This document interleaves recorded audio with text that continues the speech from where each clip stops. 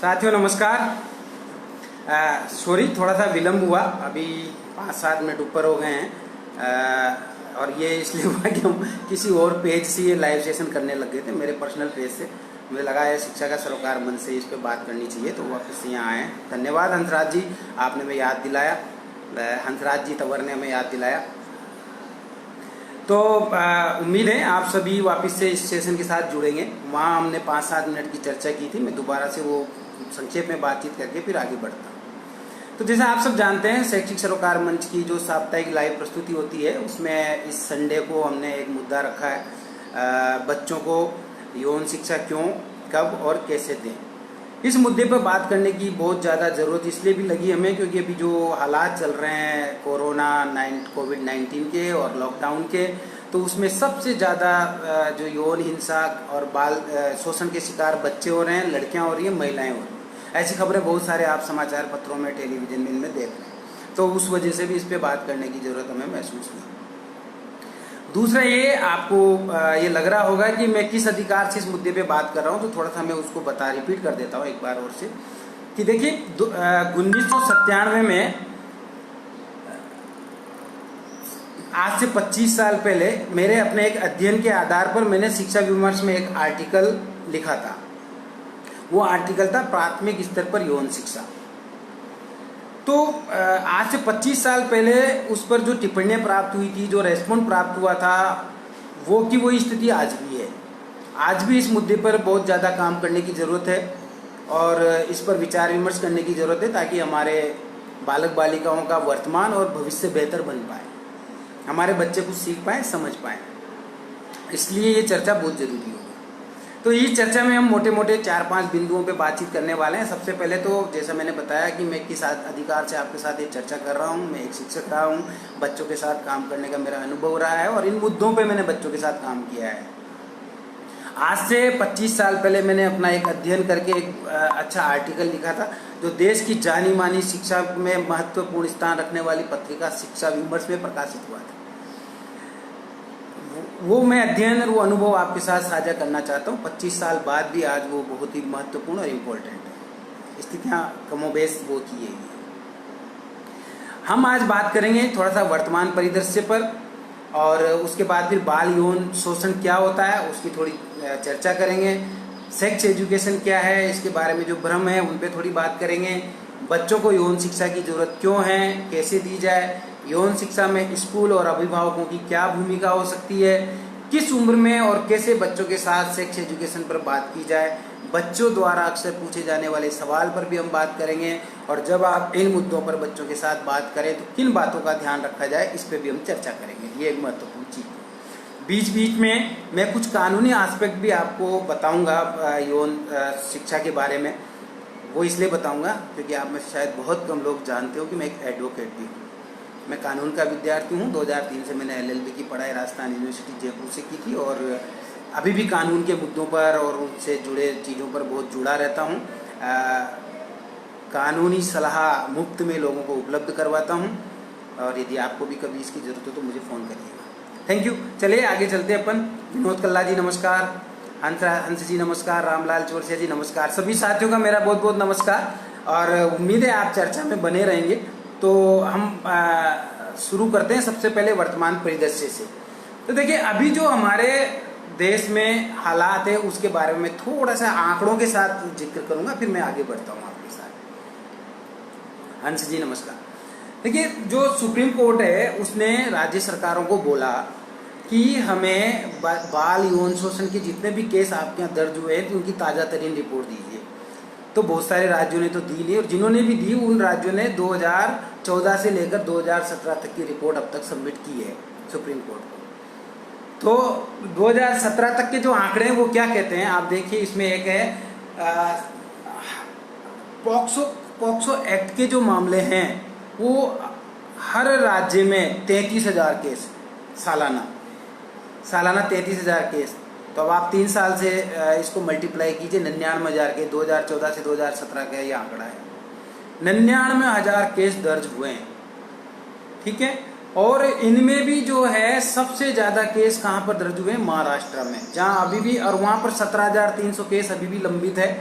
UP में 15,900, MP में 10,950, केरल, उड़ीसा, कर्नाटक, राजस्थान, पश्चिम बंगाल और गुजरात में 3500 से 5,000 के बीच मामले दर्ज हुए जो, और ये मामले अभी भी अदालतों में लंबित है, इनमें कोई अभी तक फाइनल फैसला नहीं हो पाया। जबकि जो हमारा 2012 में पॉक्सो एक्ट आया उसके तहत ये कहा था कि त्वरित कार्यवाही की जाए और स्पेशल कोर्ट गठित किए जाए और इन मामलों को तुरंत से तुरंत सुलझाया जाए, यौन हिंसा के मामले, यौन शोषण के मामले। कुल लंबित मामले 90,205 है, जो कि चिंता का विषय है। बाल यौन शोषण के लंबित मामलों की दर आपको आश्चर्य होगा 95% है।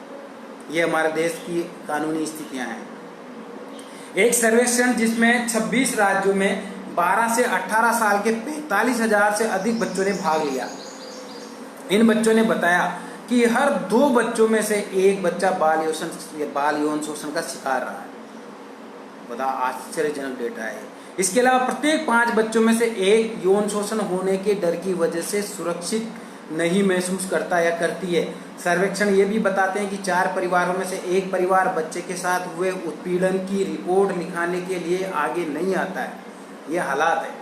इसके अलावा विभिन्न समूहों ने बहुत सारे अध्ययन किए हैं, उसमें वो बताते हैं कि 80% से ज्यादा मामलों में अपराधी पीड़ित को जानते हैं। ये यूनिसेफ की भी एक रिपोर्ट है जिसमें उन्होंने बताया कि 90% मामलों में यौन हिंसा, यौन अपराध, बाल शोषण करने वाले व्यक्ति परिवार के ही होते हैं या परिचित होते हैं, आसपास के नजदीक के व्यक्ति। पवन शर्मा जी नमस्कार, विनीत गल्ला जी नमस्कार, रामलाल जी नमस्कार, सभी साथियों को नमस्कार एक बार।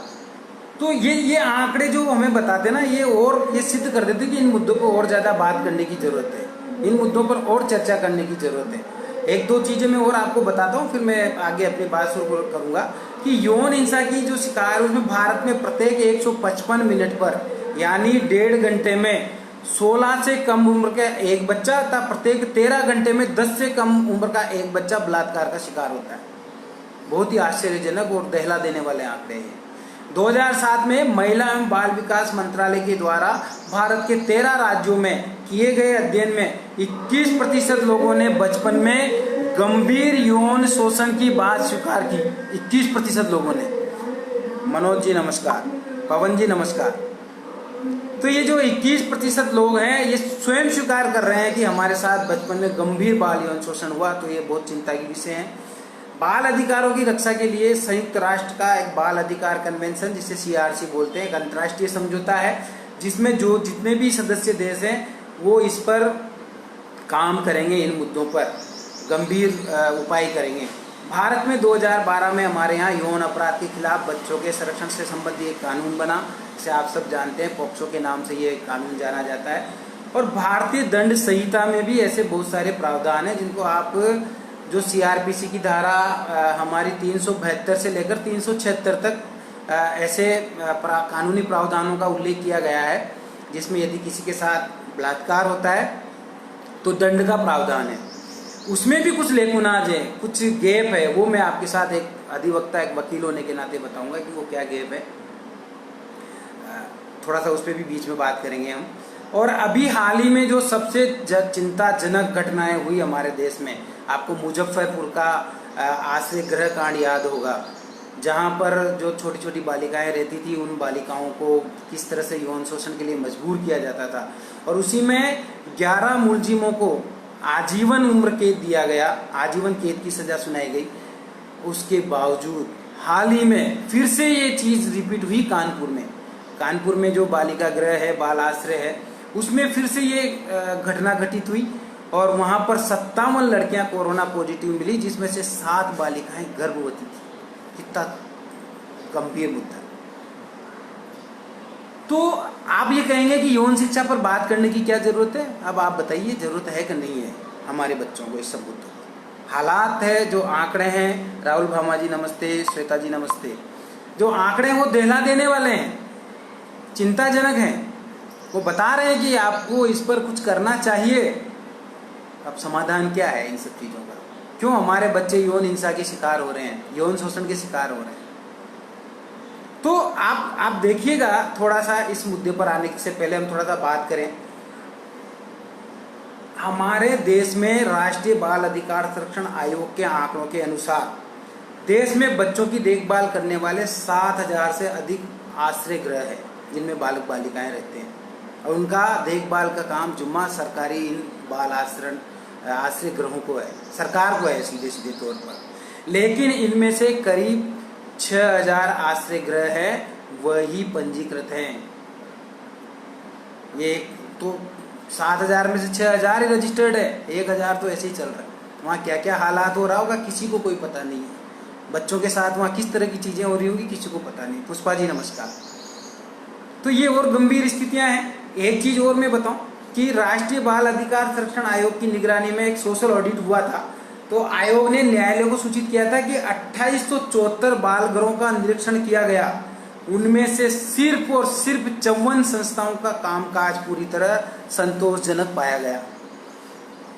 कितनी भयानक स्थितियां हैं। 54 संस्थाओं का काम, और कितना प्रतिशत ये है आप देख लिए, 2874 में से सिर्फ 54% संस्थाओं का कामकाज संतोषजनक पाया गया। तो सरकारें आंकड़े ही नहीं दे रही हैं। इसका मतलब साफ है कि कुछ लोचा है, कुछ जबरदस्त ऐसा घटना घटित हो रहा है हमारे बच्चों के साथ।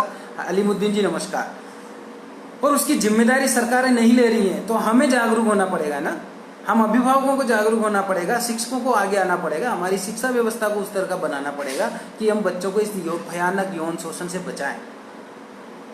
ये वर्तमान परिदृश्य है जिसकी तस्वीर खाका मैंने आपके सामने खींचने की कोशिश की है, ताकि आपको ये समझ आए कि इस मुद्दे पर बात करना क्यों जरूरी हो गया है और क्यों हमारी शिक्षा व्यवस्था इस तरफ ध्यान नहीं दे रही है, हमारा सिस्टम इस तरफ ध्यान नहीं दे रहा है। 2874 बाल गृहों में से सिर्फ 54 बाल गृहों का काम संतोषजनक पाया जाता है। तो ये तो बाल गृहों की स्थितियां हैं। अपने आस पड़ोस में क्या हो रहा है ये आप रोज समाचार पत्रों में और टीवी में देख रहे हैं। कल ही अलवर में एक 6.5 साल की बच्ची के साथ उसी के भाई ने रेप किया। क्या हो रहा है? तो बहुत जरूरी हो जाता है इन मुद्दों पर बात करना, और इस पर कोई बात करना नहीं चाहता। दिल्ली में एक याचिका हाईकोर्ट में आई जिसमें 3.5 महीने की बालिका के साथ रेप हुआ और कोर्ट के निर्देश पे वो बालिका का इलाज एम्स में चल रहा। संगीता जी नमस्कार, मनोज जी नमस्कार। तो मैं आपको बताना चाह रहा हूँ, हाँ बिल्कुल मनोज जी, ये जो डेटा है ये सब 16 साल से कम उम्र के बच्चों के डेटा में बता रहा हूँ। बाल गृहों में जो बच्चे होते हैं उनके साथ जो यौन शोषण हो रहा है उसके बारे में सरकारें भी आंकड़े जाहिर करना नहीं चाहती, क्योंकि इसमें सरकारें बदनाम होती हैं। आप देखें कोर्ट ने अभी कहा है, सब राज्यों से कहा है कि सभी राज्य अपडेटेड डेटा दें कोर्ट को, सुप्रीम कोर्ट को। उसने अपने रजिस्ट्रार से कहा कि ये डेटा लाइए, सरकारें नहीं दे रही है। 2014 से 2017 तक का डेटा अभी तक अवेलेबल है। और ये जो मुजफ्फरपुर का कांड जो हुआ था उसका पता है आपको सोशल ऑडिट किसने किया था? टिस ने किया था। और टिस ने वो रिपोर्ट नहीं दी होती तो कितनी बालिकाओं का जिंदगी बर्बाद हो गई होती वहां पर, और वो बच्चियां कहाँ सप्लाई होती थी? सरकारी अधिकारियों को और नेताओं को। तो हमें ये जानने समझने की बहुत ज़रूरत है इस मुद्दे पर। थोड़ा सा मैंने ये आपको एक परिदृश्य रखा है। इस परिदृश्य को समझने के बाद मैं इस मुद्दे पे आता हूँ कि बाल यौन शोषण होता है। थोड़ा हमें ये समझने की जरूरत है। कई बार हम इसको बहुत हल्के में लेते हैं। तो एक जो विकिपीडिया वो हमको एक चिकित्सा निदान के रूप में बाल यौन शोषण को एक टर्म के रूप में परिभाषित करता है। वो टर्म है पीडोफिलिया या पेडोफिलिया भी उसको बोलते हैं। पीडोफिलिया क्या है? आमतौर पर जो ना इसे वयस्कों के जो बड़े उम्र के किशोर होते हैं, 16 या उससे अधिक उम्र के बच्चे, उनमें एक मानसिक विकार के रूप में परिभाषित किया जाता है। तो ये एक खास प्रकार का मानसिक विकार है। रोगों के जो अंतर्राष्ट्रीय वर्गीकरण है, आईसीडी करके एक है, उसने पीडोफिलिया को वयस्क व्यक्तित्व और व्यवहार के विकार के रूप में परिभाषित किया है। वयस्क व्यक्तित्व और विकार, तो ये एक खास प्रकार का व्यवहार विकार है जिसको इस तरह से बच्चों के साथ शारीरिक, मानसिक, यौनिक अथवा भावनात्मक स्तर पर किए जाने वाला व्यवहार बाल दुर्व्यवहार कहलाता है। तो इसमें ये सभी चीजें, बाल यौन शोषण में इरादतन यौनिक कृत्य दिखाना, इसके अलावा थोड़ा इससे आगे की चीज जो मैं बताता हूँ, इरादतन कोई भी यौनिक कृत्य दिखाना बच्चों को, अनुचित कामुक बातें करना बच्चों के साथ, गलत तरीके से बच्चों को छूना, जबरन यौन कृत्य करने के लिए बच्चों को मजबूर करना, और इसके अलावा उनके भोलेपन का फायदा उठाना, उनको चॉकलेट, पैसे इत्यादि का लालच देना, चाइल्ड पोर्नोग्राफी बनाना या चाइल्ड पोर्नोग्राफी दिखाना या किसी भी तरह की पोर्नोग्राफी दिखाना, ये सब यौन शोषण के अंतर्गत आता है। अब यहाँ हमारी जो संस्कृति है और हमारा जो समाज है उसकी चीज़ों को थोड़ा समझिए आप, क्योंकि हम सभी लोग बच्चों को प्यार करते हैं, इसमें कोई शक नहीं है, लेकिन इसीलिए वो बच्चों को अपनी गोद में बिठाते हैं, उन्हें हम सहलाते हैं, उन्हें चूमते हैं। कई लोग बच्चों के यौनांगों को भी छूते हैं और उनकी छाती को स्पर्श करते हैं, इसे कौन बुरा मानता है?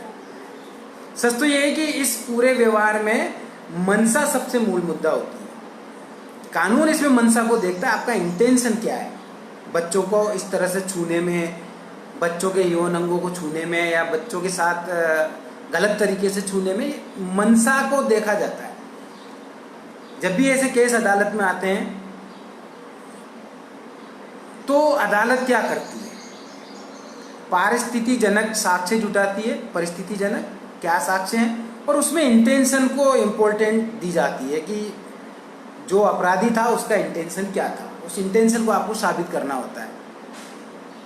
ठीक है, तो अब मैं यहाँ ये बताना चाहता हूँ आपको कि सच तो ये कि इस व्यवहार में मनसा सबसे बड़ा मूल मुद्दा है। हमने समझा जब कोई लैंगिक व्यवहार की मनसा से इस तरह स्पर्श करता है तब वो व्यवहार लैंगिक शोषण के व्यवहार की श्रेणी में आता है। लेकिन हमारे समाज में इन मनसा को समझने का कौशल बच्चों को सिखाया ही नहीं जाता। बच्चों को पता ही नहीं कि वो कैसे समझे कि कोई उन्हें किस तरह से गोद में ले रहा है, वो मनसा क्या है, किस तरह से उन्हें कोई छू रहा है, उस मनसा को बच्चे कैसे अवलोकन करें, ये बच्चों को नहीं सिखाया जाता। अतः स्नेह का जो आवरण ओढ़कर अक्सर लैंगिक शोषण होता है वो सबसे ज्यादा घर में होता है, अपने परिवार में, माहौल में, अपने आस पड़ोस में होता है, और हमारी आंखें उसे नहीं देख पाती। ये एक और विडंबनाजनक स्थिति है, माता पिता के तौर पर, शिक्षक के तौर पर। घनश्याम जी नमस्कार। तो ये एक स्थिति है कि उस मनसा को आप महसूस करना बच्चों को कैसे सिखाएं। और कई जगह आपको जानकर आश्चर्य होगा कि बच्चे महसूस कर पाते हैं, लेकिन उनकी बात को अभिभावक महसूस नहीं कर पाते, शिक्षक नहीं महसूस कर पाते हैं। तो उन स्थितियों में भी चिंताजनक स्थिति है वो भी कि बच्चे कहीं महसूस कर रहे हैं तो हम नहीं महसूस कर पा रहे हैं। पहले तो बच्चों को महसूस करना ही नहीं सिखाया जाता। तो ये सब ऐसी चीजें हैं कि इन पर बच्चों के साथ बात होनी चाहिए, और यदि ये काम एक दोस्त के रूप में उसके माता पिता करें, एक दोस्त के रूप में उसके शिक्षक करें, तो इससे बेहतर कुछ नहीं हो सकता। लेकिन विडंबना क्या है कि वो लोग जो अपने बच्चों को सबसे ज़्यादा प्यार करते हैं, जो बच्चों के सबसे ज़्यादा नज़दीक होते हैं, वो इस विषय पर बात नहीं करना चाहते, वो इस विषय पर कोई संवाद नहीं करना चाहते, वो मुंह मोड़ते हैं इस विषय से, उन्हें शर्म आती है, उन्हें घिन आती है इस विषय पर बात करने में। तो थोड़ा सा यहाँ समझने की जरूरत है। निश्चित रूप से मनोज जी, आप और बाकी साथी अपने राय, टिप्पणियां, सवाल कमेंट बॉक्स में डाल सकते हैं। मैं कोशिश करूंगा कि साथ साथ उन पर बात करें, और अंत में 15-20 मिनट हम इस सवाल जवाब के लिए रखेंगे तो उसमें बात करेंगे। मनोज जी ने लिखा कि प्रदेश में यौन शिक्षा को कौन से स्तर, उम्र के अनुसार या क्लास के अनुसार से प्रारंभ किया जाना उचित रहेगा। प्लीज़ इसको भी बेहतर तरीके से समझाएं तो सभी को लाभ मिलेगा। जरूर मैं इस पर बात करूंगा। मैंने शुरू में कहा कि किस उम्र में किस तरह की शिक्षा बच्चों को दी जाए, इस पर हम चर्चा करें। ठीक है, तो ये थोड़ा सा जान लें कि भारत में केवल लड़कियां ही सुरक्षा के जाल में नहीं फंसी हैं, लड़के भी बलात्कार और लैंगिक शोषण के शिकार होते हैं। इस विषय को पेश करने का मकसद ये साबित करना कतई नहीं है कि समाज में लड़के असुरक्षित है और लड़कियां सुरक्षित है। ठीक है, यहाँ पर हम सिर्फ ये कहना चाह रहे हैं कि जितनी लड़कियां असुरक्षित उतने लड़के भी हैं। हमारा समाज इस सच को स्वीकार करने के लिए तैयार नहीं है कि लड़के और लड़कियां दोनों के साथ बलात्कार हो रहा है। और आपको कानूनी स्थिति बताऊं, मैंने शुरू में बताया कि मैं एक अधिवक्ता, एक एडवोकेट होने के नाते आपको बहुत सारे कानूनी पहलू बताऊंगा। जो हमारे सीआरपीसी की धारा है मैंने बताया 372 से लेकर के 376-77 तक। 372 में लड़कियों के क्रय विक्रय वेश्यावृत्ति में उनको प्रवृत्त करने पर रोक है, 372, 373 में। 375 में बलात्कार के बारे में 6 परिस्थितियां दी गई है कि उन परिस्थितियों में यदि आप आते हैं तो बलात्कार साबित होता है। 377 में प्राकृतिक यौन कृत्य दिए हुए हैं सीआरपीसी में। लेकिन आपको जानकर आश्चर्य होगा कि ऐसी बहुत सारी चीजें इन धाराओं में कवर नहीं की जाती है जो हमारे समाज में बच्चों के साथ और लड़कियों के साथ होती है। हालांकि यौन उत्पीड़न में बहुत देर तक सेकंड तय किए हुए कि इतने सेकंड तक आप किसी लड़की को घूरते तो उसे घूरना माना जाएगा, लेकिन इसके बारे में दफा 376 कुछ नहीं बोलता है। तो ये थोड़ा ध्यान देने की जरूरत है। हाँ अलीमुद्दीन जी, आप कह रहे हैं कि थोड़ा इस पर बात करने की जरूरत है कि हमारे यहाँ यौन अपराधों के जड़ में क्या है, और मुझे लगता है कि इसे समझने के लिए कुछ यूरोपीय देशों और भारत में यौन हिंसा की तुलना करके समझा जा सकता है। निश्चित रूप से मैंने शुरू में बहुत सारे आंकड़े रखे हैं, हमारे देश के हालात बताए हैं, वो आप शायद थोड़ा देरी से जुड़े हैं, बाद में ये वीडियो देखेंगे तो आपको समझ आएगा जो परिदृश्य है उसको भी। तो देखिए धारा 375 में बलात्कार की परिभाषा में जिन 6 परिस्थितियों का उल्लेख है उनके मुताबिक बलात्कार केवल स्त्री के साथ होता है। वो भी शामिल नहीं करता कि लड़के के साथ या पुरुष के साथ भी कोई बलात्कार हो सकता है, यानी पुरुष के साथ बलात्कार होता है। ये सच हमारी न्यायिक व्यवस्था की समझ में भी नहीं आता।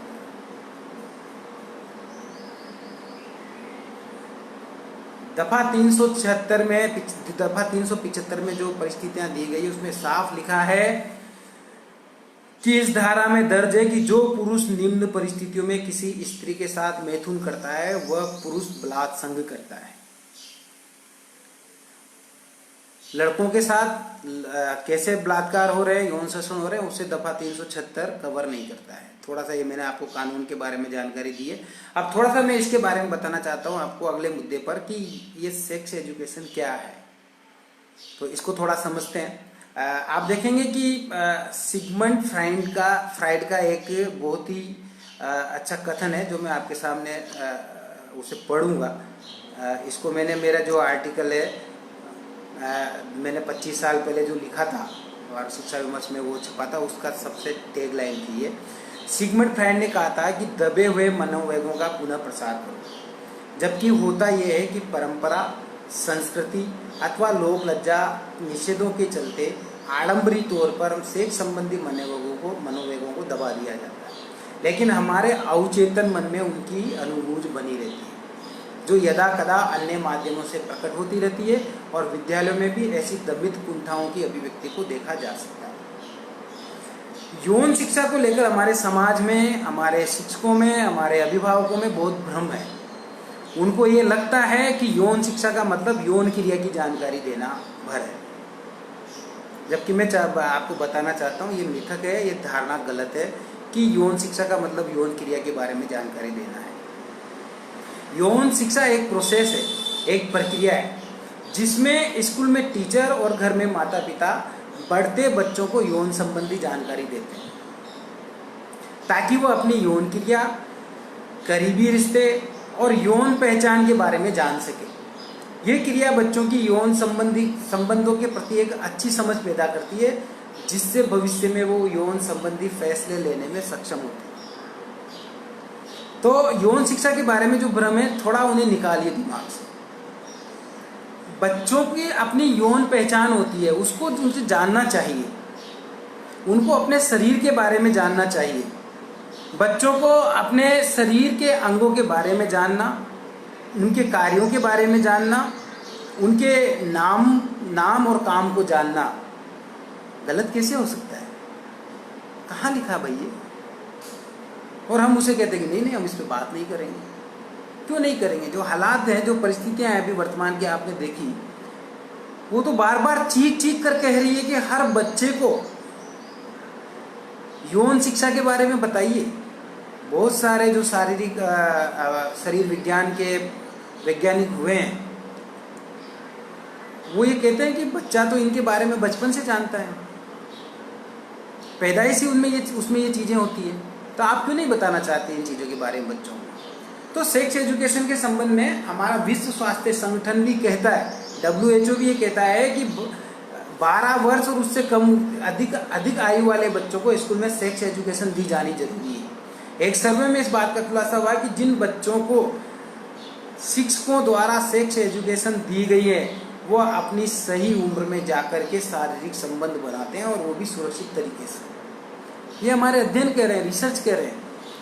और जिन बच्चों को ये शिक्षा सही समय पर नहीं मिलती है वो मानसिक विकारों के शिकार हो जाते हैं, भ्रम के शिकार हो जाते हैं, कुंठित भावनाएं उनमें पैदा हो जाती हैं, बहुत सारे मनोविकार, मानसिक मनोविकार उनमें विकसित होते हैं, और परिणाम ये होता है कि वो गलत रास्तों पे चले जाते हैं। तो आप यदि बच्चों के साथ बात नहीं करेंगे इन मुद्दों पर, और एक धारणा और हमारे जो सामाजिक सांस्कृतिक परिवेश में रहती है वो ये रहती है, जनरली हमारे अभिभावक और हमारे शिक्षक ये बोलते नजर आते हैं कि इसकी ज़रूरत क्या है, उनको किसने सेक्स एजुकेशन दिया है। अक्सर ये बात होती है, भाई मुझे तो किसी ने सेक्स एजुकेशन नहीं दिया ना, मैं तो खुद ही सीखा हूँ, समय आने पर अपने आप सीख गया, तो हमारे बच्चे भी सीख जाएंगे।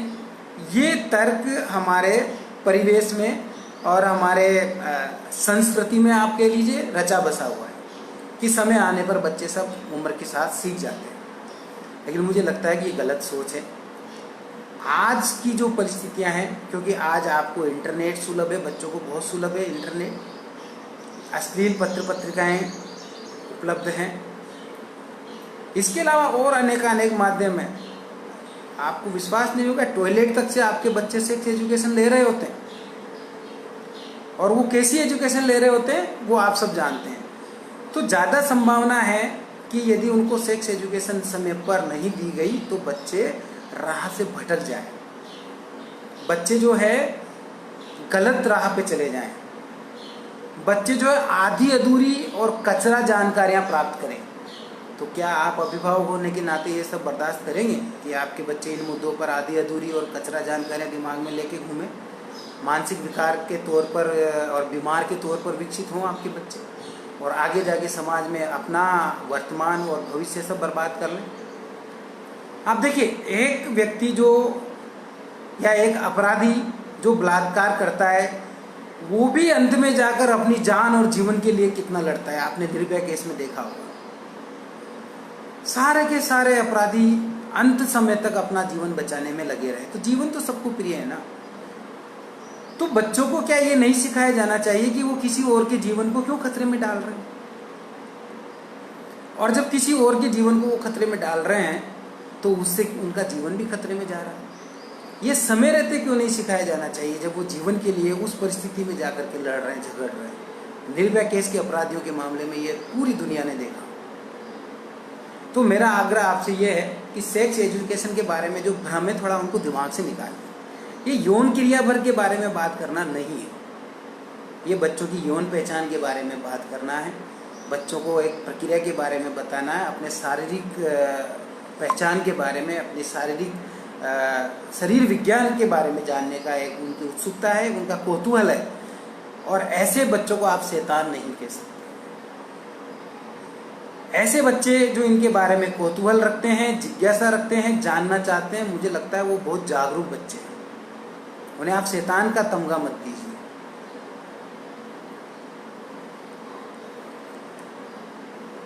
बिल्कुल मनोज जी, यौन शिक्षा को से पाठ्यक्रम से कैसे जोड़ा जाना चाहिए इस पे भी मैं बात करूंगा। मैंने खुद ने एक थीम तैयार की है, उसका भी जिक्र करूंगा और बताऊंगा आपको। तो ये बहुत जरूरी है यहाँ पर बात करना। और मैं एक चीज़ और आपको बताना चाहता हूँ कि यौन व्यवहार से संबंधित जो मुद्दे हैं उस पर एक निर्देश चिकित्सा है, जिसमें भावनात्मक जिम्मेदारियां, रिलेशनशिप, यौन गतिविधियां, यौन सहमति की उम्र, मानव यौन शरीर रचना, इनके बारे में बच्चों को बताया जाता है। बच्चों को बताया जाता है कि प्रजनन की आयु क्या हो, जन्म नियंत्रण कैसे किया जा सकता है, सुरक्षित यौन संबंध कैसे बनाए जा सकते हैं, और यौन संयम से संबंधित मामलों में जानकारियां इस यौन शिक्षा में शामिल होती हैं। यह आपको समझना चाहिए। तो एक जो भ्रम है जो मैंने कोशिश की आपके दिमाग से निकालने की, उम्मीद है मैं सफल हो पाया हूँ आपके दिमाग से वो भ्रम, वो गलत धारणा निकालने में कि यौन शिक्षा क्या है। ये हम सबको समझना चाहिए कि यौन शिक्षा, यौन क्रियाकर के बारे में जानकारी नहीं है। और बहुत सारे अध्ययन बताते हैं कि जिन बच्चों को बचपन से अच्छी शिक्षा, यौन शिक्षा मिलती है, वो बच्चे आगे जाकर के लिंग पहचान के बारे में जानते हैं, यौन स्वास्थ्य के बारे में जानते हैं, जन्म नियंत्रण के बारे में जानते हैं, और यौन संचारित जो संक्रमण होते हैं जिन्हें STD वगैरह बोला जाता है, STD जो होता है सेक्सुअल ट्रांजिशन और डिजीज जो होती है, उनके बारे में, तो जो इनको बोलते हैं यौन संक्रमण संचारित या यौन संक्रमण रोग, उनके बारे में वो सचेत रहते हैं और अपने शरीर की एक अच्छी छवि बनाते हैं। तो बहुत ज़्यादा ज़रूरी है कि आप जो है बच्चों को यौन शिक्षा के बारे में जानकारी दें। अब कैसे देंगे, कब देंगे, इसके बारे में भी मैं जिक्र करूँगा इस सारी चर्चा में। अभी मैंने आपको बताया कि यौन शिक्षा क्या होती है, थोड़ा सा इसको समझते हैं, यौन शिक्षा की जरूरत क्यों है। तो मैंने इस पर थोड़ी तो बात की है, और थोड़ा सा और मैं बता दूं कि स्वाभाविक तौर पर जब बच्चे यौनिकता के विषय में जानते हैं, प्रश्न पूछते हैं, तो हम उन्हें दुत्कार कर, डांट कर चुप करा देते हैं, या फिर कहते हैं कि अभी तुम्हारी उम्र नहीं है इस लायक, तुम्हें इस मुद्दों पर बात नहीं करना चाहिए, इन सब के बारे में जान सको, ये अभी उम्र नहीं है।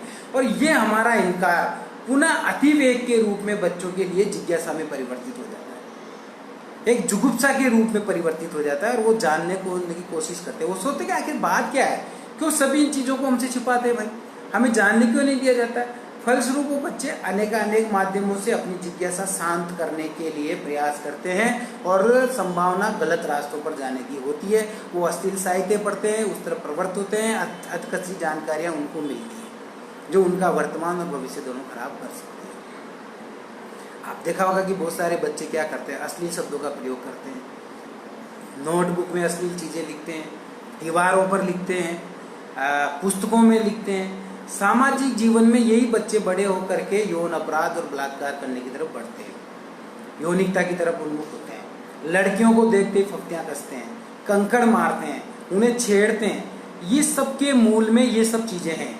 और टीवी और सिनेमा जिस तरीके से, जिस असंतुलित तरीके से इन सब चीज़ों को दिखा रहा है, वहाँ हालात और भी भयानक है। हमारे बच्चे वहाँ से सीखते, और आप कहते हैं कि जरूरत क्या है, समय आने पर, उम्र होने पर बच्चा खुद सीख जाए। और आप तर्क देते हैं कि मुझे भी किसी ने नहीं सिखाया। तो ये जो तर्क है ना भाई साहब, ये तर्क गए जमाने को हो गए, आपकी पीढ़ी में चलते थे, अभी नहीं चलते। यकीन मानिए, आपके ज़माने में इतना संसाधन नहीं था जनाब। आपके ज़माने में टीवी, मीडिया, सिनेमा, इंटरनेट, और जिस तरह से आज डेटा अवेलेबल है, जिस तरह से इंटरनेट के माध्यम अवेलेबल है, कौन फिल्में बच्चे देख रहे हैं। और इस देश का भविष्य, आपने तो वो घटना भी सुनी होगी ना, संसद में यौन ये मतलब पॉर्न फिल्म देखते हुए पाए गए हमारे नेतागण।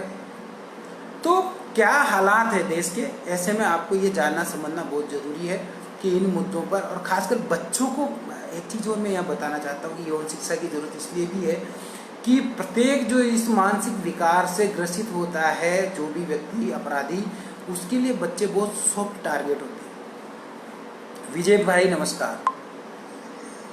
वो सॉफ्ट टारगेट होते हैं। क्यों होते हैं? क्योंकि बच्चों को समझ नहीं होती है ना। बच्चों को वो एहसास, वो महसूस करना किसी ने नहीं बताया कि तुम्हारा यौन शोषण हो रहा है, तो यौन शोषण का मतलब क्या है। उनके भोलेपन का फायदा उठाया जाता है।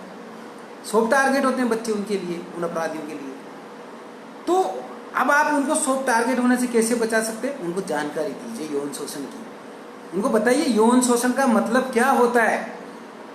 कोई व्यक्ति यदि आपको बुरी नज़र से देख रहा है, गलत तरीके से छू रहा है, खास स्थानों पर छू रहा है, तो उसकी जानकारी वो तुरंत आपको दें माता पिता के रूप में।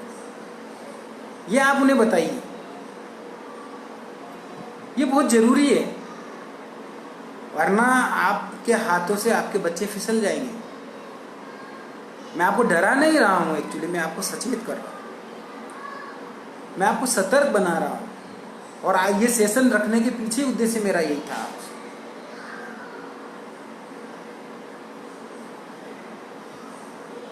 बिल्कुल शिवजी राम जी, आपने बहुत अच्छा सवाल रखा। ट्रांसजेंडर का भी डाटा इसमें शामिल है क्या? शायद उनके साथ यौन हिंसा की घटनाएं ज़्यादा होती है, इस पर भी बात करने की जरूरत है निश्चित रूप से। हालांकि मैंने आज मेरी चर्चा को सिर्फ बच्चों को यौन शिक्षा क्यों, कैसे, कब दें, उस पर केंद्रित किया, पर इन मुद्दों को भी हम कवर करेंगे। अब एक चीज़ आप ये देखिए कि हमारे जो बच्चे हैं वो बालक बालिका के शरीर को जाने बिना, एक दूसरे के शरीर को जाने बिना बढ़ रहे। खासकर आज के परिवेश में जब एकल परिवार है, जहां पर या तो घर में एक ही लड़की है या एक ही लड़का है, या किसी के 2 लड़के हैं या दोनों लड़कियां हैं। उन स्थितियों में जब घर में भाई बहन होते हैं, बच्चों को एक दूसरे को शरीर को जानने के अवसर ज़्यादा मिल जाते हैं, लेकिन आजकल वो अवसर भी खत्म होते जा रहे हैं।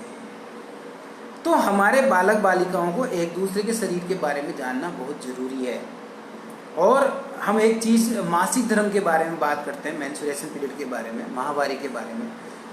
माहवारी के बारे में जितना ज़्यादा ज़रूरी लड़कियों को बताना है, उतना ही ज़्यादा ज़रूरी मैं मानता हूँ लड़कों को भी बताना है। लड़कों को भी इस प्रक्रिया के बारे में, इस प्रोसेस के बारे में बताया जाना चाहिए, क्योंकि बचपन से ही उनके बारे में एक खास प्रकार की रुग्णता माहवारी के बारे में भर दी जाती है। अभी आप देखेंगे बहुत सारे संतों के बयान कि यदि पीरियड में महिला खाना बनाए तो वो अगले जन्म में कुत्ते के रूप में पैदा होती है। ये ऐसे घृणित बयान हमारे साधु संत दे रहे हैं। पीरियड में यदि महिला खाना बनाती है, उसके हाथ का खाना खाने वाला पुरुष कुतिया के रूप में जन्म लेता है। ये आप पढ़िएगा, ये सब मेरे फेसबुक वॉल पर मैंने डाल रखे हैं, ये सब चीज़ें आप पढ़िएगा इन संतों के बारे में। तो ये जो कुंठा है, ये जो गलत धारणा है, ये जो रुग्णताएं, मानसिक रुग्णताएं हमारे बच्चों के दिमाग में भर दी जाती है, इन पर बात करने की जरूरत है। ये समय है इस पर बात करने का। तो आप इसलिए बहुत ज़्यादा ज़रूरी है बच्चों को जो मासिक धर्म के बारे में मैंने बात की कि सिर्फ लड़कों को नहीं, लड़कियों को भी बताएं। लड़कों को सैनिटरी पैड के बारे में बताएं, टेम्पोन के बारे में जानकारी दीजिए, और मानव इम्यूनो वायरस जो HIV वगैरह, उसके बारे में भी लड़के लड़के दोनों को समान रूप से जानकारी देने की जरूरत है। तो ये मैंने कुछ चीज़ें बताई है जिसके द्वारा मैंने ये प्रूव करने का प्रयास किया कि यौन शिक्षा की जरूरत क्यों है। अभी तक हमने यहाँ तक बात की। अब हम बात करते हैं कि यौन शिक्षा देने में स्कूल की भूमिका क्या हो सकती है। इस पर थोड़ी चर्चा करके फिर हम उस पर आएंगे कि किस उम्र में कौन सी शिक्षा बच्चों को दी जाए, उस पर थोड़ी बात करेंगे। देखिए, जब हम घर के बाद अपनी नज़र स्कूल पे डालते तो हमारी कठिनाइयाँ और बढ़ जाती हैं। स्कूलों में बच्चे भीड़ की तरह इकट्ठे कर दिए जाते हैं। उनका पथ प्रदर्शन वो नहीं कर पाते हैं जो बच्चों को सबसे ज़्यादा प्यार करते हैं, जो बच्चों को सबसे ज़्यादा अधिक जानते और पहचानते हैं, शिक्षक। निश्चय ही एक अस्वाभाविक दशा है और इससे बुराइयों की संभावना कई गुना बढ़ जाती है। ये मैंने मेरे आर्टिकल से ली है, ये सारी लाइनें जो मैं आपको बता रहा हूँ। मैंने जो 1997 में जो आर्टिकल पब्लिश हुआ था शिक्षा विमर्श में, उसमें ये सब लिखा। तो मैंने उसमें एक अनुभव लिखा है कि मैं एक ऐसे विद्यालय में पढ़ाता था शिक्षक के तौर पे, जहाँ शिक्षक बालक के संबंध काफ़ी मधुर और काफ़ी नज़दीकियों वाले होते थे, मित्रवत संबंध होते थे, दोस्ताना संबंध। तो वहाँ का एक अनुभव मैं बताऊँ, चूँकि स्कूल की हम बात कर रहे हैं। तो जब मैं पढ़ा रहा था तो एक दिन बच्चों ने मेरे सामने बहुत स्वाभाविक तौर पर कुछ सवाल रखे, और ये सवाल सुनकर मुझे बहुत खुशी हुई, बहुत आनंद हुआ और मुझे गर्व हुआ मेरे बच्चों पर कि आखिर मेरे बच्चों ने बड़े अच्छे सवाल मेरे से पूछे। उन्होंने सबसे पहले सवाल पूछा कि नवल जी ही कहते थे बच्चे उनको ना। मैंने पहले मेरे शैक्षिक अनुभव में आपको बताया कि हमारे जो बच्चे पढ़ते थे स्कूल में, वो हमें नाम से बुलाते थे। तो उन्होंने बोला, नवल जी मतलब बच्चे कैसे बनते हैं, कहाँ से आते हैं बच्चे, हम कैसे बने?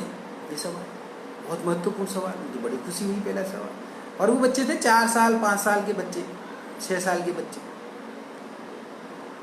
तो ये सवाल जनरली बच्चों के दिमाग में होता है कि वो कैसे पैदा हुए, बच्चे कैसे बनते, बच्चे कैसे पैदा होते हैं, ये होता है, स्वाभाविक सवाल है बहुत ही। और यहाँ बच्चा है ना, सिर्फ एक विज्ञान को खोजने की कोशिश कर रहा है। उसकी जो जिज्ञासा है विज्ञान के बारे में एक समझ बनाने की है। तो उस पर हमें बहुत ही सहजता से और बहुत ही सरल तरीके से जवाब देने चाहिए। बच्चों को इन मामलों में कभी डांटना फटकारना चाहिए। बच्चों को निश्चल भाव से ये सवाल पूछते हैं। आपको मैं एक और उदाहरण दूं मेरी बच्ची का। मेरी बच्ची अभी 5 साल में प्रवेश करेगी, नव्या। वो को एजुकेशन में पढ़ती है।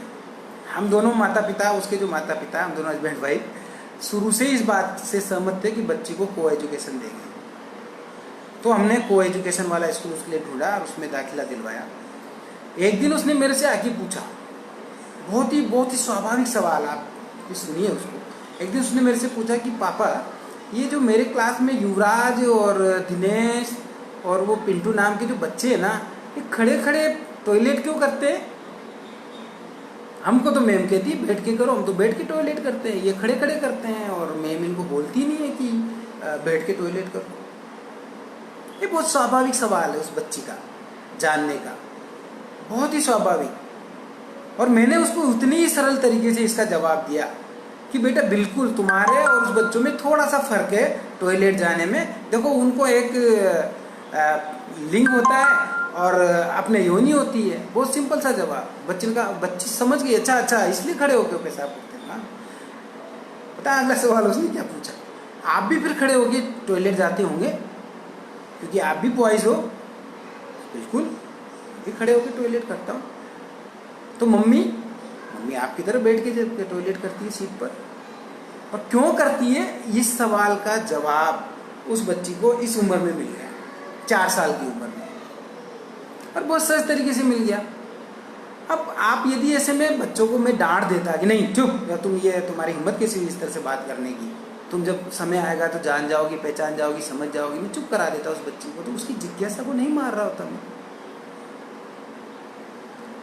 तो ये थोड़ा समझने की जरूरत है स्कूल को, कि स्कूल में जब वो बच्चे एक उम्मीद के साथ आते हैं और वो यदि आपके साथ उनका बेहतर रिश्ता नहीं है, दोस्ताना रिश्ता नहीं है, तो वो सवाल आपके सामने रखेंगे नहीं। बहुत सारे शिक्षक ये सवाल, यार आपसे ऐसे कैसे बच्चे पूछते हैं हमसे, तो अरे आपने उनको माहौल ही नहीं दिया है, आपने स्थितियां ऐसी पैदा नहीं की क्लास के अंदर, परिस्थितियां ऐसी पैदा नहीं की है कि बच्चे कैसे सवाल करेंगे आपसे। हमसे किए सवाल क्योंकि हमने ऐसी परिस्थितियां, ऐसा माहौल और ऐसा संबंध बनाया बच्चों के साथ, दोस्ताना संबंध। तो बहुत ही स्वाभाविक है ये। इस सवाल पे हमने बहुत चर्चा की एक बार बच्चों के साथ। स्कूल कैसे ऐसे मुद्दों पर बच्चों के साथ बात करे, यहाँ मैं इसकी थोड़ा सा जिक्र करूंगा। देखिए, थोड़ा से ऐसे मुद्दों पर बात करने के लिए आपको बहुत पढ़ना लिखना पड़ेगा, आपको अपनी समझ को शार्प करना पड़ेगा, आपको अपनी जानकारियां, अपनी नॉलेज बढ़ानी पड़ेगी, अपनी झिझक को खत्म करना पड़ेगा, अपनी शर्म को खत्म करना पड़ेगा। एक चीज तो ये। दूसरी चीज, यदि आप ऐसे मुद्दों पर बात करना चाहते हैं तो बहुत सहज रहकर बात करिए बच्चों के साथ, बहुत सरल तरीके से और निश्चल तरीके से उनके सवालों को आने दीजिए, उन्हें रोकिए टोकिए, डांटिए फटकारिए। तीसरी चीज, बहुत ही अच्छा होगा यदि इन सारी चर्चाओं में आप बच्चों के अभिभावकों को शामिल करें। बच्चों के माता पिताओं को इस विषय पर बात करने का इम्पोर्टेंस समझाएं, महत्व समझाएं, उनके साथ संवाद करें, डायलॉग करें कि ये क्यों जरूरी है, ये दायित्व, ये जिम्मेदारी उनकी है। लेकिन यदि आप शिक्षक के तौर पे इस जिम्मेदारी को ले रहे हैं तो बच्चों के माता पिता को भी उसमें शामिल करें। बिल्कुल विजय भाई, आपने लिखा आज समय की महत्वपूर्ण जानकारी है, या जानकारी को केवल जानने की जरूरत के साथ आत्मसात करने की सख्त जरूरत है। बिल्कुल सिया सिंह जी नमस्कार। तो ये इससे ज्यादा बेहतर कुछ नहीं हो सकता कि आप जब स्कूल में बच्चों को यौन शिक्षा के बारे में जानकारी दे रहे हैं तो आप बच्चों के माता पिता को विश्वास में लीजिए और माता पिता को उस सेशन में शामिल कीजिए। आप हो सके संभव हो तो स्कूल की जो स्कूल मैनेजमेंट कमेटी है उसमें बात कीजिए आप इन मुद्दों पर। जो बालिकाएं आपके पास आ रही हैं उन पर मासिक धर्म के बारे में बात करने की बहुत जरूरत है। उस पर साफ सफाई कैसे वो रखें, उस उम्र में वो कैसे इस अचानक हुए शरीर के परिवर्तन को कैसे समझें, इस पर उन बालिकाओं के साथ बात करने की जरूरत है और उतनी ही जरूरत बालकों के साथ भी है, ताकि वो उनके दर्द को समझ सके, संवेदनशीलता का मतलब समझ सके, एक दूसरे के शरीर के बारे में जानकारियां प्राप्त कर सके। और स्कूल का बहुत महत्वपूर्ण रोल है इसमें, हमारी शिक्षा व्यवस्था का बहुत महत्वपूर्ण रोल है इसमें। हमारे शिक्षा क्रम ने, पाठ्यक्रम ने इन चीज़ों को अब तक सिर्फ लोक लज्जा और सांस्कृतिक दबाव और मान्यताओं के चलते बाहर रखा है पाठ्यक्रम से, शिक्षा से। यदि कहीं शिक्षा में विज्ञान की किताबों में इन पर कुछ जानकारियां आती भी है तो शिक्षक इस तरह से फटाफट उन टॉपिक को निपटाते हैं ताकि उस पर ज़्यादा बच्चों के साथ बात ना करनी पड़े, और ये कहकर आगे बढ़ जाते हैं कि चलो इन मुद्दों पर आगे बात, जब आप बड़े होंगे, जब समय आएगा तब आप जान लोगे, समझ लोगे, अभी आगे बढ़ते हैं। और वहीं से आप बच्चे में एक जुगुप्सा का बीज बो देते हैं, वहीं से बच्चे में एक ऐसी जिज्ञासा का बीज बो देते हैं जिसमें वो सोचता रहता है कि ऐसा क्यों, टीचर ने ऐसा क्यों किया इस मुद्दे पर। बिल्कुल विजय भाई, यौन शिक्षा पर बहुत बेहतरीन किताबें हैं, उनके बारे में मैं लिंक भी दूंगा, उनके नाम भी बताऊंगा आपको। बच्चे कैसे बनते हैं, BGVS की एक किताब है, बहुत अच्छी किताब है, बच्चों को दी जा सकती है। और भी बात करेंगे, बेटी करे सवाल एक किताब है, एकलव्य का प्रकाशन है। इनके लिंक मैं आपसे शेयर करूंगा सभी के साथ मेरी वॉल पर। तो स्कूल यदि इन विषयों को सहजता से और सही तरीके से हैंडल करता है तो बहुत ही ज़्यादा संभावना है कि बच्चे चोरी छिपे यौनिकता विषयक रहस्य की तरफ नहीं बढ़ेंगे, उन रहस्यों का उद्घाटन करने में अपना ध्यान नहीं लगाएंगे, क्योंकि खुलकर पूछने पर उन्हें हम लोगों की झिड़कियां सुननी पड़ती है, इसलिए वो ये करते हैं। खुलकर इसलिए नहीं पूछ पाते। बच्चों की यौनिकता के संदर्भ में उठी जिज्ञासाओं को सही दिशा देने में बच्चों के माता पिता और शिक्षकों की महत्वपूर्ण भूमिका हो सकती है। बहुत हद तक हमारी शिक्षा प्रणाली ने यौनिकता को, जो कि एक सामाजिकता व्यक्तिगत जीवन का प्रमुख आधार है, उपेक्षा और घृणा की दृष्टि से देखा है। यौन आवेग को अभी तक बुद्धि के दायरे में नहीं लाया जा सका तथा हमारी शिक्षा प्रणाली बुद्धि तक ही सीमित रही है। फलस्वरूप उस आवेग की अति व्यापक गतिशील शक्तियां कुंठित हो गई है। विशेषकर किशोरावस्था में बच्चों के समक्ष समायोजन की अनेक समस्याएं हो जाती है और उनमें हम मदद नहीं कर पा रहे। जहां बच्चे अपने शारीरिक परिवर्तनों के बारे में जानना चाहते हैं, उनके कारणों के बारे में समझना चाहते हैं, वो वहाँ असमंजस में रहते हैं। वही भावनात्मक रूप में भी उनकी कठिनाइयाँ कम नहीं होती। ऐसी स्थिति में घर पर अभिभावकों की उदासीनता, विद्यालयों में शिक्षकों द्वारा उनकी कठिनाइयों को नहीं समझना तथा उचित मार्गदर्शन नहीं मिल पाना, ये सब ऐसे कारण हैं। और किसी विशेष शिक्षा व्यवस्था का न होना भी बच्चों में कुंठा के पनपने का एक कारण हो सकता है। हम देखते हैं कि जो मैंने बात की, पाठ्यक्रम में प्रजनन अंगों के नाम तक नहीं होते ना, कहाँ होते हैं? आप पूछिए, आप बच्चों से पूछिए। अभी एक शिक्षकों के प्रशिक्षण में मेरा अनुभव रहा बात करने का शिक्षकों से। मैंने शिक्षकों से एक सीधा सा सवाल किया कि आप अपने शरीर के सारे अंगों की एक सूची बनाएं। वो सारे अंग लिख देंगे, लेकिन जो प्रजनन अंग है वो हिम्मत नहीं होती है हमारे टीचर्स की उनके नाम लिखने की। तो बच्चों से क्या उम्मीद करेंगे आप? वो बच्चों को क्या सिखाएंगे जो खुद नहीं लिख पा रहे?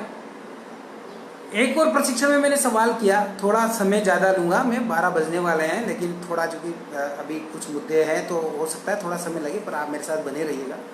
एक प्रशिक्षण में हमने सवाल किया कि आप अपने शरीर में कुल कितने छिद्र होते हैं गिनकर लिखिए और बताइए बोर्ड पर आकर के उनके बारे में। आप यकीन करेंगे इस वैज्ञानिक तथ्य के बारे में भी उलूल जुलूल जवाब। एक तथ्य है, कुल कितने छिद्र हैं, वो नहीं हो सकते राइट और गलत, ये और वो 25, 30, 50 में से कौन सा सही है, नहीं हो सकते। वो तो आश्चर्य ना, नहीं बता पाते कि कुल कितने छिद्र हैं। तो इन सब चीज़ों के बारे में आप बच्चों के साथ बात कीजिए, प्रयास कीजिए चर्चा करने के, और एक शिक्षक के तौर पे अपने को योग्य बनाइए कि इन मसलों पर आप बात कर पाएँ बच्चों के साथ। तो मैं थोड़ा सा, मैंने 4-5 चीज़ें बताई आपको। शिक्षक के तौर पे आप क्या करें, पहले झिझक छोड़ें, अपनी शर्म छोड़ें, अपनी लज्जा छोड़ें और एक वैज्ञानिक तथ्य के रूप में इन चीज़ों को समझने की कोशिश करें, सेक्स एजुकेशन को समझने की कोशिश करें। सेक्स एजुकेशन के बारे में जो आपके दिमाग में भ्रम है किसी भी यौन क्रिया के बारे में बताते, उसको निकाल दीजिए दिमाग से, तो आप बेहतर तरीके से बच्चों के साथ बात करें। और बच्चों को डांटिए फटकारिए मत, बच्चों की जिज्ञासाओं को, बच्चों के सवालों के जवाब उतनी सहजता से दीजिए जितनी सहजता से बच्चे सवाल पूछ रहे हैं। ठीक है, को एजुकेशन की बहुत ज़्यादा ज़रूरत है। इस संदर्भ में भी हमें बात करने की ज़रूरत है। वर्तमान संदर्भों में जिस प्रकार के विज्ञापनों में नारी को प्रस्तुत किया जाता है, उसके औचित्य और मंतव्य पर बालक बालिकाओं के बीच आप बहस करा सकते हैं, चर्चाएं करा सकते हैं। समाचार पत्र पत्रिकाओं की जो कटिंग्स होती है, जो खबरें होती है, उनको उनकी कतरने लेकर आप उन पर बातचीत कराकर एक विशेष पृष्ठभूमि तैयार कर सकते हैं बच्चों के बीच इस विषय पर चर्चा करने की।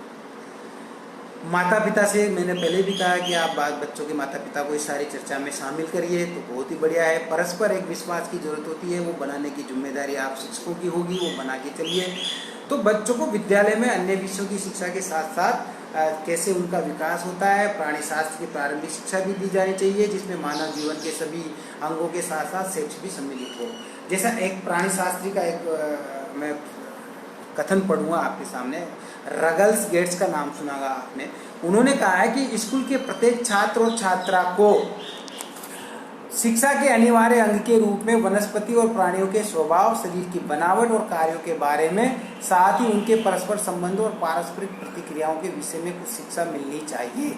उन्हें वंशानुक्रम के संबंध में भी कुछ ज्ञान होना चाहिए और उन्हें यह अच्छी तरह समझ लेना चाहिए कि प्रत्येक शरीर अपनी प्रजनन संबंधी विशेषताओं के सूक्ष्म से सूक्ष्म ब्यौरों को उत्तराधिकार के रूप में ग्रहण करता है और फिर उन्हें उत्तराधिकारी को प्रदान कर देता है। तो शालाओं में यौन आवेग की अंतःशक्तियों को प्रोत्साहन देकर उनका विकास किया जाना बहुत ही अत्यावश्यक है। जो फ्राइड साहब ने कहा था कि दबे हुए मनोवेगों का पुनरुद्धार करो, उन्हें दबाव मत। अब जो सब मुद्दा है वो मैं उसको फटाफट रहता हूँ, काफ़ी समय हो गया, कि बच्चों को उनकी उम्र के अनुसार सेक्स की बात करनी चाहिए। हमारे एक साथी मनोज जी ने भी ये सवाल पूछा था कि किस उम्र में किस तरह की शिक्षा बच्चों को दी जानी चाहिए। मनोज जी ने एक और सवाल पूछा कि बच्चों के लिए वर्तमान में पारंपरिक यौन शिक्षा और वैज्ञानिक दृष्टिकोण से यौन शिक्षा में विभेद और उनकी उपयोगिता पर भी कुछ प्रकाश डालिए। बिल्कुल मनोज जी, मैं इसमें अब इसी विषय पर आपके सवाल पर मैं बात करने वाला हूँ और उस पर बात करने के बाद ही हम लोग इस पे आगे इस मुद्दे पे बातचीत करते हैं। बीच में फ़ोन आ गया था। तो बच्चों को किस उम्र में हम बातचीत करें? देखिए, बच्चों से सेक्स के बारे में बात करने की प्रक्रिया छोटी उम्र से शुरू करनी चाहिए। जब आप उन्हें नहलाते हैं उस समय उनके प्राइवेट पार्ट्स के बारे में बच्चों को बताएं और सही तरीके से बताएं। बिल्कुल, जब 3-4 साल का बच्चा होता है, आप उसे नहलाते हैं माता पिता के तौर पे, क्योंकि उस समय वो स्वयं नहीं नहाता, आप ही नहलाते हैं। तो उस 3-4 साल के बच्चों के जो प्राइवेट पार्ट्स है उसके बारे में आप बातचीत करिए बच्चों के साथ। उनकी साफ सफाई के बारे में बात करिए, उनके नामों के बारे में बात करिए, उनके कामों के बारे में संक्षिप्त में चर्चा दी बात करिए और यहाँ झिझकिए मत। और इतना एक चीज़ और ध्यान रखिए कि वो जो प्राइवेट पार्ट्स है बच्चे के, उनके सही और वैज्ञानिक नाम बताइए। हम में से ज्यादातर अभिभावक क्या होते हैं कि खुद की लज्जा, खुद की शर्म के कारण ऐसे कुछ नाम थोप देते हैं उन प्राइवेट संघों के पार्ट्स के, जो जाकर के हंसी मजाक के पात्र बनते हैं। जब वो पाठ्यक्रम में या कहीं विज्ञान के तौर पर कहीं खोज करता है तो उससे कुछ और नाम उनके मिलते हैं जो और अति जिज्ञासा का विकास बच्चों में करते हैं। वो गलत चीज़ है। आप शुरू से ही उचित नाम बताइए। हमारे यहाँ बचपन से, जैसे मैं बहुत छोटा था, या हमारे यहाँ मेरे माता पिता या घर में लिंग को हमारे यहाँ बहुत सारे ऐसे नामों से पुकारा जाता था जिनका नाम हमें पाठ्यक्रम और वैज्ञानिक तौर पर कहीं नहीं मिला। जैसे नुन्नी, लुल्ली, बुच्ची, इस तरह के शब्द इस्तेमाल मत कीजिए लिंग के लिए। बच्चों को बताइए ये आपका लिंग है, और लड़कियां यदि हैं तो उनको बताइए ये वल्वा या वेजाइना है, इसको हिंदी में योनि बोलते हैं। सिंपल। जब आप अभी से ये चीज़ बता देंगे तो वो जब पाठ्यक्रम में या विज्ञान के तौर पर या किसी जगह पर इन चीज़ों को खोजेंगे, पढ़ेंगे, इनके बारे में पता मेरे मम्मी पापा ने भी यही बताया था, बिल्कुल ये नाम है। तो गलत नाम प्लीज़ कभी भी प्राइवेट अंग के बारे में गलत नाम मत बताइए, शर्म लाज के चलते। सही जानकारी दीजिए। पेनिस है, लिंग है, इसको हिंदी में हम लिंग बोलते हैं बच्चा, ये पेनिस है। और ये वल्वा है, वेजाइना है, इसको हिंदी में योनि बोलते हैं। ये निपल्स है, इनके बारे में आप बताइए बच्चों, और बच्चों को जानना ही चाहिए इनके बारे में। बच्चों से खुलकर बात करें और उन्हें सही जानकारी दें। 2 साल की उम्र के बच्चों से आप इस बारे में बात कर सकते हैं, और बाकी 0 से 2 साल के बच्चों के बारे में आप इसके बारे में भी बात कर सकते हैं कि उनके जो शरीर के पार्ट्स है उनके काम क्या है। अंगों का सही नाम बताएं और उनके कार्यों के बारे में बताएं। बच्चों से बात करना शुरू करते समय झिझक और शर्म बिल्कुल ना रखें, और ये ध्यान रखें कि निजी अंग को निजी क्यों कहते हैं। 0 से 2 साल के बच्चे को आप ये भी बता सकते हैं कि मैं इसे बार बार तुम्हारा निजी अंग, प्राइवेट पार्ट्स क्यों बोल रहा हूँ। तो इस बारे में विशेष तौर से बच्चों को बताएं कि देखिए बच्चों, ये तुम्हारे अपने निजी अंग हैं, कोई दूसरा व्यक्ति इनको छू नहीं सकता। तो ये जो मैं बात बता रहा था यौन शोषण की, वो यहाँ से निकलती है। कोई व्यक्ति इन्हें छू नहीं सकता। इनकी देखभाल करना, साफ सफाई करना आपकी जिम्मेदारी है। आप ध्यान रखिए इनका। जैसे आपका एक ब्रश होता है घर में, उसे आप ही यूज करते हैं। आपका टॉवल होता है, वो आपका अपना होता है, उसे आप ही यूज करते हैं, कोई उसे यूज नहीं कर सकता। इस तरह की चीज़ों से उदाहरण देते हुए आप इन चीज़ों पे आ सकते हैं। इसी तरह से आपके निजी अंग हैं, आपके पार्ट्स हैं, आपके इन पार्ट्स को कोई छू नहीं सकता। बताइए आप बच्चों को। और निजी पार्ट्स कौन कौन से होते हैं ये भी बताइए। तो आप सबसे पहले बच्चों को बताइए, ये मुंह आपका, आपका चेस्ट और ब्रेस्ट और आपके पैरों के बीच का स्थान और एक आपका बॉटम, पीछे की जगह, ये आपके अपने निजी पार्ट्स है, इन्हें कोई छू नहीं सकता। आप बच्चों को यहाँ जानकारी दीजिए बहुत ही सरल तरीके से, और फिर बच्चों को ये भी बताइए कि यदि कोई अन्य व्यक्ति इन्हें छूने की कोशिश करता है आपको अकेले में पाकर या आपको अकेला देखकर, तो आपको क्या करना चाहिए? बच्चों को बताइए, बहुत ज़रूरी है। बच्चों को बताइए कि ऐसे में आप वहाँ से भाग जाएं, शोर मचाएं, हल्ला करें, और जिस भी व्यक्ति पर आपको विश्वास हो, सबसे नज़दीकी व्यक्ति जिस पे आपको ट्रस्ट हो अपना, उसके पास जाकर उसको ये बात बताएं। वो माता पिता हो सकते हैं, दादा दादी हो सकते हैं, नाना नानी हो सकते हैं, पड़ोसी हो सकते हैं, या आपके शिक्षक हो सकते हैं। आप उनको जाकर बताएं इस बारे में। चुप रहना ना सिखाएं बच्चों को। बच्चों के चुप रहने से अपराधियों की हिम्मत बढ़ती है, वो उनका यौन शोषण और ज़्यादा करते हैं। और बच्चों को महसूस करना ही नहीं आता, तो मैं यही बात बार बार दोहरा रहा हूँ कि बच्चों को महसूस करना सिखाइए कि कौन सा स्पर्श उनके लिए गलत है और कौन सा स्पर्श उनके लिए सुखद है और अच्छा है। इसके बारे में आप जानकारी दीजिए बच्चों को। 0 से 2 साल के बच्चों को, 2 साल के बच्चों को आप ये जानकारियाँ दे सकते हैं, बता सकते हैं बच्चों को इसके बारे में, प्राइवेट संघों के बारे में।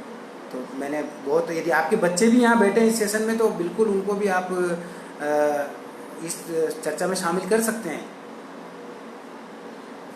श्वेता जी ने एक सवाल पूछा है कि मासिक धर्म के समय पर लड़कियों के साथ होने वाले छुआछूत पर भी बात करने की जरूरत है। क्या ये उचित है कि वो रसोई की किसी चीज़ को नहीं छू सकती और क्यों? जी नहीं, बिल्कुल गलत है ये धारणा।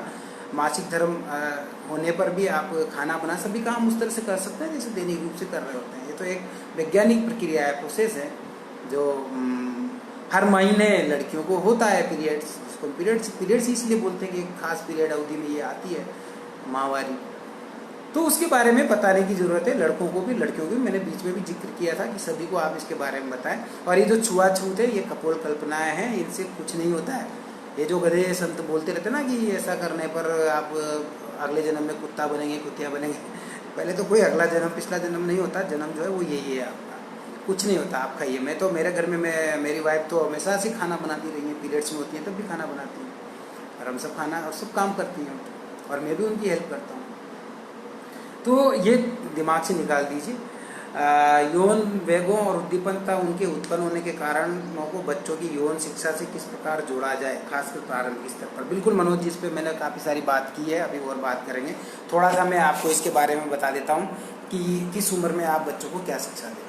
तो जो 3 से 5 साल के बच्चे होते हैं उनके बारे में आप क्या बात करें। ये वो उम्र होती है जब बच्चा अपने शरीर को जानना शुरू कर देता है। एक बार जब आपका बच्चा प्री स्कूलिंग शुरू करता है तो वो ये जानने के लिए उत्सुक होता है कि लड़के और लड़की में क्या अंतर होता है। तो मैंने आपको बीच में उदाहरण दिया कि मेरी बच्ची ने 3 साल में स्कूल ज्वाइन किया, चौथे साल में उसका पहला सवाल ये था कि ये लड़के खड़े खड़े पेशाब टॉयलेट क्यों करते हैं, पेशाब क्यों करते हैं। ये जानने की जिज्ञासा होती है बच्चों में कि दोनों के शरीरों में क्या अंतर होता है। इस दौरान आप अपने बच्चों को उन्हें निजी अंगों को छूने या इस संबंध में बात करते हुए देखेंगे। निश्चित रूप से 3 से 5 साल की उम्र में बच्चे अपने निजी अंगों को छूते हैं और उनके बारे में बात करते हैं, तो आपको घबराना नहीं है, बिल्कुल मत घबराइए, बल्कि उन्हें समझाएं कि ऐसा करना ठीक नहीं है, इनको बार बार छूना ठीक नहीं है। आप जब साफ सफाई करते तब इनको छू लीजिए, सफाई कर लीजिए, और इनको बार बार छूना ठीक नहीं है। और आप अपने बच्चों को नहलाने के समय उस निजी अंग के बारे में बता सकते हैं। अगर बच्चे इस दौरान कोई सवाल करें तो उसे सही जवाब दें, टालें नहीं। और एक और चीज़ मैं आपको बताना चाहूँ कि आमतौर पर जब बच्चे इस तरह के सवाल करते हैं तो आप बताएं ना बच्चों को कि आपका ये जो निजी अंग है, जो प्राइवेट अंग है, जो मैंने अभी थोड़ी देर पहले बताया 3-4 अंग है उनके जो प्राइवेट अंग, इसके बारे में किसी को भी स्पर्श करना अलाउ नहीं है, मतलब माता पिता को भी नहीं। माता पिता तभी इसको स्पर्श कर सकते हैं क्योंकि साफ सफाई कर रहा हूँ, आपको नहला रहे हैं, या फिर डॉक्टर अंकल स्पर्श कर सकते हैं तब जब आपको कोई बीमारी हो, आपको किसी स्वास्थ्य सलाह की या जांच की जरूरत हो, और वो भी आपके माता पिता की उपस्थिति में, तो तभी कर सकते हैं। ये बहुत महत्वपूर्ण तथ्य हैं जो आपके बच्चों को बाल यौन शोषण से बचा सकते हैं और आपकी जागरूकता को बढ़ा सकते हैं। यहाँ आप ध्यान दीजिए, 6 से 9 साल की उम्र में आप बच्चों को क्या शिक्षा दे सकते हैं। यहाँ पर जो है ना, बच्चा लगभग शरीर के सभी अंगों के बारे में जान लेता है। इस वक्त आपको अपने बच्चों को सिखाना चाहिए कि यौन शोषण से कैसे बचा जाए। उसके निजी अंगों को उसे खुद साफ करने के लिए आप प्रेरित करें और ऐसा करने का महत्व भी उसे बताएं कि क्यों जरूरी है। 10 से 12 साल की उम्र में बच्चे बहुत कुछ जानने लगते हैं। वो यौन संबंधों के बारे में बात करने लगते हैं।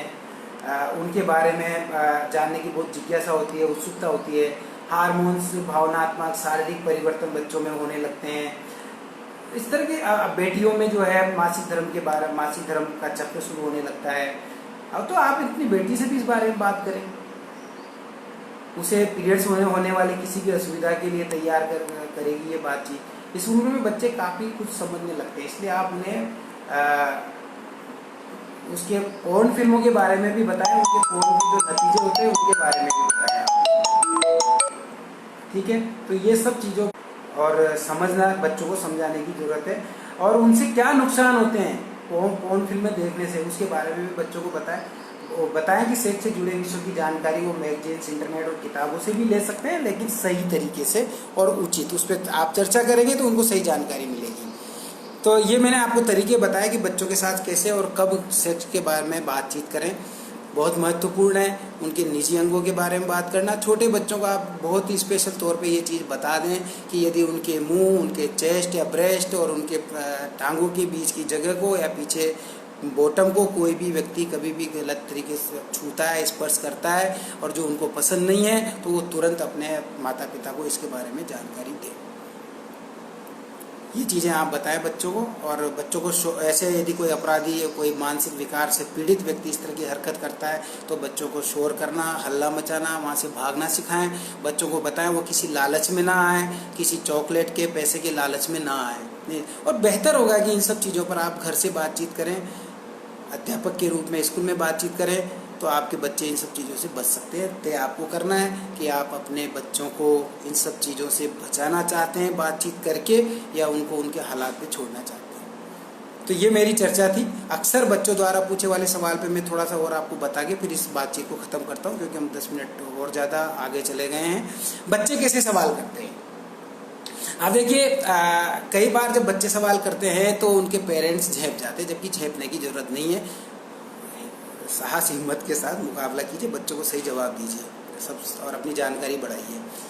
बच्चा हो वो पूछते बच्चा कहाँ से आता है। मेरी बेटी पूछती है सवाल, पापा मैं कहाँ से आई, क्या मुझे हॉस्पिटल से लाए, दुकान। कई बार माता पिता भी ऐसे गलत जवाब देते, तुझे बेटा हॉस्पिटल से लाए, तुझे खरीद कर लाए, तुझे भगवान ने पैदा किया। हम सबको भगवान ही पैदा करता है, अल्लाह ही पैदा करता है। गलत जानकारियाँ मत दीजिए बच्चों को। बच्चों को वैज्ञानिक जानकारियाँ दीजिए, वैज्ञानिक तथ्य बताइए। ये उनमें एक वैज्ञानिक नज़रिया विकसित करने में भी मदद करेगा। किसी भी इंसान को आज दिन तक किसी अल्लाह ईश्वर ने नहीं बनाया, वो एक वैज्ञानिक प्रक्रिया है जो आप माता पिता अच्छी तरह से जानते हैं, जिसके तहत आपका हमारा जन्म हुआ है। तो उस प्रक्रिया के बारे में बताइए ना। अभी कल परसों मेरी वाइफ जो है मेरी बिटिया को एक वीडियो दिखा रही थी, उसने यूट्यूब पे देखा, तो उसमें प्रसव के दौरान बच्चा कैसे जन्म ले रहा है उसका एक वीडियो था। बहुत प्यारा, बहुत क्यूट था, बहुत छोटा था वो वीडियो, जो हम सबको बहुत अच्छा लगा। हमें लगा हमारी बिटिया को ये दिखाना चाहिए, क्योंकि उसके बहुत सारे ऐसे सवाल हैं, बच्चे कैसे पैदा होते हैं, बच्चे कैसे बनते हैं। तो हमने वो वीडियो दिखाया और उसने बहुत रुचि से और कौतूहल से वो वीडियो देखा। मेरी बिटिया ने, वो भी 5 साल पूरे करेगी, नव्या। और अब उसके दिमाग में कोई सवाल नहीं है, उसको पता है वो कैसे बच्चे कैसे पैदा होते हैं। और मैं जब पढ़ता था तो हमारे स्कूल में हम बात करते थे, बच्चे ऐसे सवाल करते थे, तो मैं पूछता, बच्चा तुम्हें पता है मुर्गा कैसे अंडा देता है, मुर्गी का बच्चा कैसे पैदा होता है? वो बच्चे साफ बताते थे, हाँ पता है, मुर्गा मुर्गी पे बैठता है, मैं देखता हूँ, मैं देखती हूँ। तो अपने परिवेश में देख रहे हैं ना इन सब चीज़ों को। आपके परिवेश में वो जानवरों को देख रहे हैं, पशु पक्षियों को देख रहे हैं, यौनिक क्रिया करते हुए देख रहे हैं। आपके लिए तो बहुत आसान है वहाँ से सवाल उठा करके उनको जानकारियाँ देना, बहुत ही आसान है। पेड़ पौधों के माध्यम से, पुष्पों के माध्यम से, प्रांगण की प्रक्रिया के माध्यम से आप बच्चों को जानकारी दे सकते हैं। भाई एक शिक्षक के तौर पे आपको तो इन सब की गहरी नॉलेज है और होनी चाहिए, समझ है।